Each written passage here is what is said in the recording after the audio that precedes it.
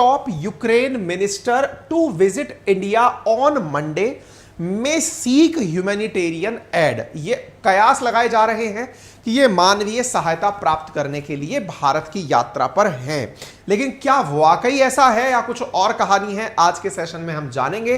क्या यह यूक्रेन के द्वारा चली गई एक चाल है कि ये अपने विदेश मंत्री को भारत भेजकर भारत से G20 में इनवाइट करने की गुजारिश करना चाहता है, या फिर प्रधानमंत्री नरेंद्र मोदी को जिस तरह से दुनिया के टॉप वर्ल्ड लीडर्स यूक्रेन में जाकर यूक्रेन के साथ जो युद्ध में क्षति हुई है उसकी विजिट कर चुके हैं, कुछ उस तरह की यात्रा करवाना चाहते हैं। इन तमाम जानकारियों पर आज के सेशन में जिक्र होगा। यूक्रेन के डिप्टी मिनिस्टर हैं, डिप्टी फॉरेन मिनिस्टर हैं, इंडिया की यात्रा पर हैं। According to update on media ये 9 तारीख से 12 तारीख 4 तारीख तक 4 दिनों तक इंडिया रहेंगी। फिलहाल के लिए इनके बारे में सुनने में आ रहा है कि ये मंडे को इंडिया आई हैं, यानी कि आज। ठीक है, अब 9 से 12 का जो कंसेप्ट है हो सकता है वो इनके हिसाब से हो, क्योंकि यूक्रेन में टाइम इंडिया से पीछे चलता है। ठीक है, तो Ukraine minister to visit India next week a first since Russian war. पहली बार ऐसा हो रहा है जब से रशिया और यूक्रेन के बीच में कॉन्फ्लिक्ट शुरू हुआ है, उसके बाद पहली बार ये इंडिया आ रही हैं। आप सभी अंतरराष्ट्रीय खबरों के अंदर भी इस खबर को देख सकते हैं। सऊदी अरब की अखबार ने लिखा है Ukraine minister to visit India for talks, Ukrainian deputy minister to do seek India at the Hindu reports. The Hindu में लिखा गया है कि ये भारत से सहायता प्राप्त करने के लिए इंडिया आ रही हैं। आप यहां पर खबर देख सकते हैं, अप्रैल 9 के लिए द हिंदू की खबर है, Ukraine first deputy foreign minister to visit India on April 9। आप यहां पर खबर के रूप में देख सकते हैं। ठीक है, नाम क्या है? मिस जपारोवा। मिस जपारोवा आ क्यों रही हैं? तो साहब मिस जपारोवा 4 दिवस की यात्रा पर हैं, लेकिन कहीं पर भी जैसा चाहे ANI की कटिंग देखें तो यहां पे 9 से 12 अप्रैल 2023 लिखा हुआ है। मिनिस्ट्री ऑफ एक्सटर्नल अफेयर देखते हैं तो official visit of first deputy minister foreign affair Ukraine लिखा हुआ है, लेकिन जपारोवा आ क्यों रही हैं इसके बारे में कोई जानकारी स्पेशलाइज्ड नहीं है कि ये किस काम के लिए आ रही हैं। हां, बस जो न्यूज लिखी गई है वो ये है कि इंडिया और यूक्रेन के बीच में डिप्लोमेटिक रिलेशंस के 30 वर्ष पूरे हो चुके हैं। दोनों देश बायलैटरली एक दूसरे के साथ अपने व्यापार, शिक्षा, संस्कृति, डिफेंस आदि क्षेत्रों में आगे सहयोग करते हुए आगे बढ़ें और एक दूसरे के साथ म्यूचुअल अंडरस्टैंडिंग और इंटरेस्ट रेज करें, इस विषय के लिए ये आगे बढ़ेंगे। ठीक है ना? तो अब यहां पर एक बड़ा प्रश्न बनता है। हिंदू की अगर हम बात माने, द हिंदू ने क्या मेंशन किया है, she is also expected to invite prime minister Narendra Modi to visit Kyiv. देखिए, अगर आप खबर यहां पर देखें ना तो रॉयटर्स ने द हिंदू का रेफरेंस देते हुए लिखा है Ukrainian deputy foreign minister due to seek India aid, यानी भारत की सहायता प्राप्त करने के लिए वो आ रही हैं। ऐसा द हिंदू रिपोर्ट्स, यानी इन्होंने द हिंदू की रिपोर्ट्स को यहां पर मेंशन किया है। ठीक है, आप यहां पर द हिंदू रिपोर्ट्स देख सकते हैं। ठीक इसी प्रकार से अगर द हिंदू की बात देखें तो द हिंदू में मेंशन क्या हुआ है, she is also expected to invite prime minister Narendra Modi to visit Kyiv. ये 2 बड़े मुद्दे तो स्पष्ट रूप से समझ में आते हुए दिख रहे हैं। क्या क्या? कि भाई एक काम तो इंडिया से ये किया जा सकता है कि भाई इंडिया वालों हमें ह्यूमैनिटेरियन असिस्टेंस भेज दो। दूसरी चीज, क्योंकि इन सब चीजों का इंपैक्ट क्या पड़ेगा, बहुत बड़ी बात है भाई। फरवरी 2022 के बाद में अब जाकर के 14 महीने बाद कोई व्यक्ति इंडिया आ रहा है, यूक्रेन का विदेश मंत्री इंडिया आ रहा है, डेप्यूटी मिनिस्टर, डेप्यूटी विदेश मंत्री इंडिया आ रहा है। तो असल मायने में इसके मायने क्या हैं, और छोटे मोटे दिन नहीं 4 दिन तक, यानी कि लंबी चौड़ी वार्ता चलने वाली है। तो वो इंडिया से डिमांड क्या करने आ रहा है? पहली चीज मानवीय सहायता। क्यों? क्योंकि भारत मानवीय सहायता भेजता रहा है। मैं दिखाऊंगा आपको न्यूज कटिंग्स जिनमें इंडिया ने मल्टीपल टाइम इनको मानवीय सहायता भेजी है। दूसरी चीज, जो दूसरी बात मांगी जाती है, जो सबसे ज्यादा इंपैक्टफुल है, जो मेरी नजर में है, जो द हिंदू ने भी लिखी है, और वो क्या है कि ये प्रधानमंत्री नरेंद्र मोदी को कीव यानी कि यूक्रेन बुला सकते हैं। पीएम को बुलाने का मतलब क्या होगा? 2 मतलब है। जैसे आप में से बहुत सारे लोगों ने कुछ दिनों पूर्व यह खबरें सुनी होंगी कि हाल ही में बाइडेन जो है वो अमेरिका के राष्ट्रपति जो हैं वो कीव जाकर आए थे। हमने वो खबर भी आपके साथ साझा की थी। ऐसे ही तमाम दुनिया के जितने भी यूक्रेन समर्थित राष्ट्र हैं उनके राष्ट्राध्यक्ष या तो यहां पहुंचे हैं या जेलेंस्की से मुलाकात किए हैं। ठीक है, नहीं तो मतलब मुलाकात करना और मतलब इनसे बातचीत करना बहुत कॉमन ग्राउंड पे चलता रहा है, और वेस्टर्न वर्ल्ड ये चाहता है कि यूक्रेन के साथ अधिकतम समर्थन जुटा लिया जाए। ऐसी स्थिति में प्रधानमंत्री नरेंद्र मोदी को अगर यहां बुला लिया जाता है तो इससे दुनिया में एक बहुत बड़ा मैसेज जाएगा। क्या मैसेज जाएगा?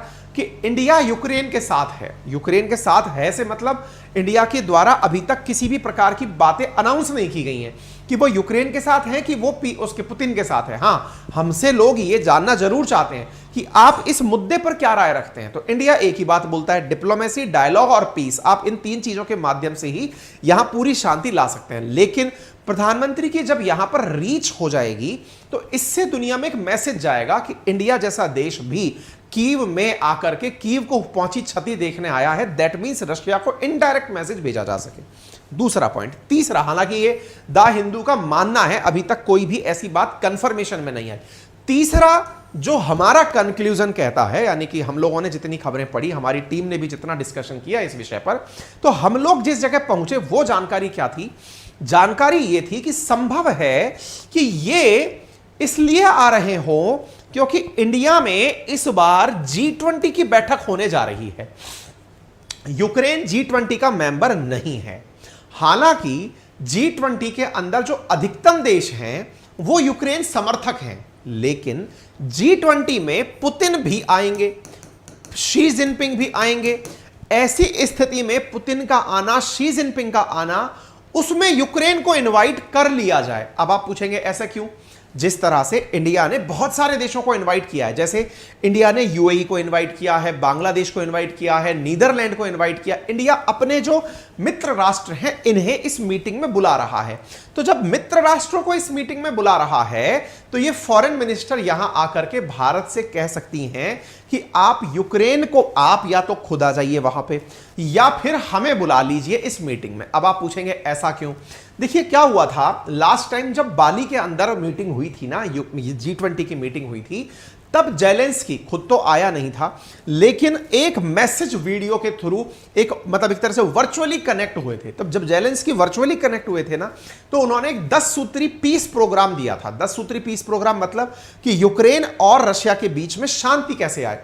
उसके लिए जो 10 पॉइंटर उन्होंने पीस प्लान सजेस्ट किया था वो G20 में ही किया था, जिसमें उन्होंने ये कहा था कि पूरा की पूरा हिस्सा, मतलब मेजॉरिटी पॉइंट्स नहीं बता रहा हूं मैं आपको, कुछ प्रमुख मुद्दे बता रहा हूं कि रशिया ने यूक्रेन के जिन हिस्सों पर अपना अधिकार किया है, जैसे कि क्रीमिया है या फिर जो और हिस्से अभी जो रिसेंटली कवर किए हैं, उनसे वो पीछे हट जाए। दूसरा, जो वॉर, जो उन्होंने नुकसान पहुंचाया है, जो अपराधी बने हैं, उनको पूरी तरह से रिहा किया जाए, नुकसान हुआ है वो पैसा दिया जाए और पुतिन के ऊपर वॉर क्राइम का अपराध चला जाए। ये कुछ प्रमुख मुद्दे हैं। हालांकि इस बात पर पुतिन कैसे अलाउ हो सकते हैं ये तो आप भी जानते हैं। ऐसी स्थिति में संभव है कि G20 में भारत पर दबाव डालकर ये लोग, हालांकि यूक्रेन की हिम्मत नहीं है कि वो हम पर दबाव डाले, लेकिन यूक्रेन ने अपने विदेश मिनिस्टर को भेज करके कि एक बार जाइए और इंडिया जाकर बात तो करके देखिए कि इंडिया क्या मानता है। ऐसी स्थिति में फिर वेस्टर्न वर्ल्ड भी इंडिया से कह सकता है कि यूक्रेन का भी एक यहां पर आप बात करने वाला मंच लगवा दो ताकि वो अपनी बात रख सके। ये संभव है, ठीक है। हालांकि अब भविष्य की संभावनाओं में जो भी हो, लेकिन यूक्रेन का भारत के प्रति क्या रवैया रहा है वो आप जान सकते हैं, क्योंकि इनके एक मिनिस्टर ने कुछ दिनों पूर्व भारत के लिए कहा था, क्या कहा था कि इंडिया के ऊपर बैन लगा दिया जाना चाहिए, प्रतिबंध लगाया जाना चाहिए। क्यों? क्योंकि इंडिया तेल खरीदता है रशिया से और इनके तेल खरीदने से रूस को पैसा मिलता है और उस पैसे से वो यूक्रेन पर हमला करता है। हालांकि जब ये आ भी रही हैं उस समय भी हम इनको जानकारी देने की स्थिति में होंगे, क्योंकि अपडेटेड खबर 9 अप्रैल 2023 की यह है कि भारत सबसे ज्यादा तेल पहले इराक से मंगाता था, आज इराक से भी डबल तेल हम रूस से मंगा रहे हैं। यह 9 अप्रैल की खबर है। यदि रशिया के पूर्व मंत्रियों के द्वारा यह कहा जाता रहा है कि इंडिया पर पाबंदी लगाए अमेरिका, ऐसी स्थिति में इनके मंत्री आने पर यह खबर का आना कि इंडिया का रशिया से तेल इराक से भी जस्ट डबल मंगाया जा रहा है, संभव है कि इनके लिए यह सकारात्मक खबर ना हो। खैर, अब ये अपनी डिप्लोमेसी के लिए आ रहे हैं और हम अपने तरीके से दुनिया को समझते हैं,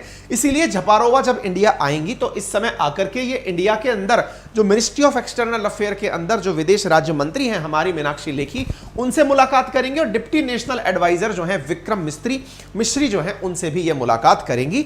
और जिन जिन विषयों पर बातचीत होगी उनमें प्रमुख है कि इंडिया और यूक्रेन के डिप्लोमेटिक रिलेशंस के 30 वर्ष पूरे हो चुके हैं। संभव है कि आज जिस स्थिति में यूक्रेन है वो मानवीय सहायता प्राप्त करना चाहे, क्यों प्राप्त करना चाहे? क्योंकि अगर अब तक की हम सिविल कैजुअलिटीज की यूक्रेन में बात करें तो अब तक 8,451 लोग यूक्रेन के मारे जा चुके हैं और 14,000 लोग घायल हो चुके हैं, जिसकी वजह से मतलब और कुल जो तबाही इस समय यूक्रेन में हुई है उनकी जो संख्या मार्केट में अवेलेबल है, जिसमें 12 एयरपोर्ट, 1 लाख से ज्यादा कारें, 43,000 से ज्यादा ट्रैक्टर टाइप जो खेती के इंस्ट्रूमेंट है, 2500 से ज्यादा स्कूलों के बच्चे, 2000 से ज्यादा बड़ी दुकानें और शॉपिंग मॉल जैसी काफी नुकसान इन्हें हुए हैं। इसी वजह से इंडिया यूक्रेन को मानवीय सहायता भेजता रहा है। हालांकि पुरानी खबर जब हम तलाशने निकले तो हमें आखिरी खबर सितंबर की ही मिली, क्योंकि सितंबर में इंडिया ने इन्हें 12वां कंसाइनमेंट मदद के लिए भेजा था।